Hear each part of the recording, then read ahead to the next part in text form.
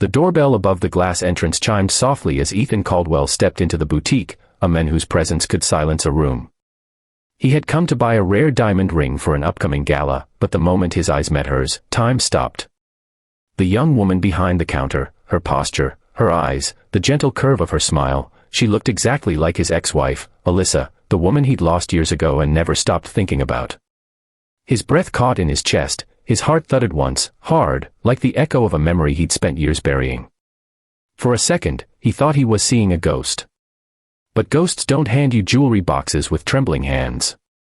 What was she doing here, or rather, what was this face doing here, haunting him in the form of a stranger?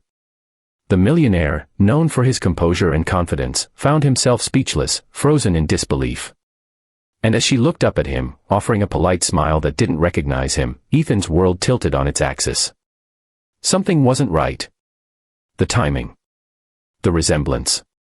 The name tag on her uniform that read, Alina. Was it a coincidence, or fate trying to say something he wasn't ready to hear? Before we go further, if you believe in kindness, second chances, and the power of love that heals, make sure to like, comment, share, and subscribe to Kindness Corner. This story might just remind you how fate can surprise us when we least expect it. For years, Ethan Caldwell had built walls around himself. A self-made millionaire in his late 40s, he had everything that screamed success, luxury cars, a glass penthouse above the city, and a name that commanded respect. But behind all of it, his heart had remained cold, sealed off since the day his wife, Alyssa, walked out. Their marriage had fallen apart not because of betrayal or lack of love, but because Ethan had chosen ambition over affection. Long nights at the office. Missed dinners. Words said in anger. And then, one evening, she had simply left a note, "I hope you find what you're looking for." He never did. Years passed, and the ring he once bought for her anniversary still sat in a drawer, untouched, like his heart. Until that day, when a saleswoman with her same face and voice shattered his calm in a jewelry store. The boutique glimmered with soft gold light, filled with the scent of polished glass and faint perfume. Alina, the young woman who resembled his ex-wife, was helping him with choices, unaware of the storm inside him. Every word she spoke made him flinch, not because of what she said, but because it sounded exactly like her. Even the way she tucked a loose strand of hair behind her ear, the same gesture Alyssa used to make when she was thinking. He wanted to ask her questions, where she was from, what her story was, if she had someone in her life. But he couldn't. How do you tell a stranger she looks like the woman who broke you and taught you love in the same breath? As Alina showed him a diamond ring, she mentioned it was part of a charity collaboration. A portion of the sales went to a foundation that helped single mothers start new lives. Something about her tone softened him. She wasn't just doing a job. She cared. That struck him deeply because Alyssa, too, had once run a charity before their marriage fell apart. Ethan's chest tightened as he studied her. She was kind to every customer, gentle with her words, humble in her movements, everything that had drawn him to Alyssa years ago. But when she looked into his eyes, he saw no trace of recognition, no flicker of shared history. Only warmth. "Sir, are you all right?" she asked quietly when she noticed his silence. He forced a faint smile. "You just remind me of someone."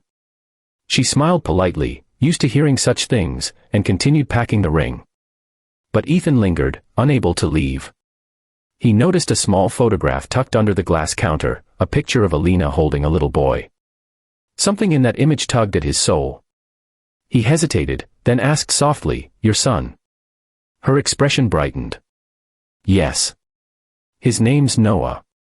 He's 6. Ethan nodded slowly, a lump forming in his throat. The resemblance, the kindness, the quiet strength, it was all too much. He thanked her, took the ring, and walked out into the city's winter wind. But her face stayed in his mind like a melody that refused to fade. That night, Ethan couldn't sleep. The image of Alina, and that small boy, replayed endlessly in his head. Something about her story felt unfinished, as if fate had placed her in his path for a reason. The next day, he found himself driving past the boutique again, just to see her through the window. She was laughing with a coworker, alive, real, human. Not a ghost. And in that moment, he realized something he hadn't felt in years: hope. He began visiting the boutique more often, each time under some excuse. A gift for a client. A necklace for a fundraiser. He never crossed a line, never confessed the real reason he came. But Alina began to notice. She'd tease him lightly about being a loyal customer. What she didn't know was that every visit helped Ethan heal a little more, not because she was Alyssa, but because she wasn't. She was a reminder that kindness, compassion, and second chances still existed in a world that had turned him cold. Weeks passed. One afternoon, he finally opened up, telling her about his late wife, his regrets, and how he had lost himself chasing money. Alina listened quietly, her eyes soft with empathy. Then, after a pause, she said something that changed everything. "You know," she said gently, "sometimes life takes away what we love most, not to punish us, but to make room for something new. Maybe not the same, but still beautiful." Ethan's eyes stung. Her words echoed through him like sunlight breaking through clouds. That day, he left without buying anything, but for the first time in years, he felt lighter. Over the next few months, Ethan started to change. He reconnected with old friends, funded a new charity in Alyssa's name, and began volunteering at Alina's foundation for single mothers. Each time he saw her and her little boy, he realized that healing didn't come from replacing the past, it came from forgiving it. And though Ethan and Alina's story never turned romantic, it became something far more meaningful, a friendship built on understanding, empathy, and the quiet grace of second chances. If this story touched your heart, please like, share, and subscribe to Kindness Corner, because sometimes,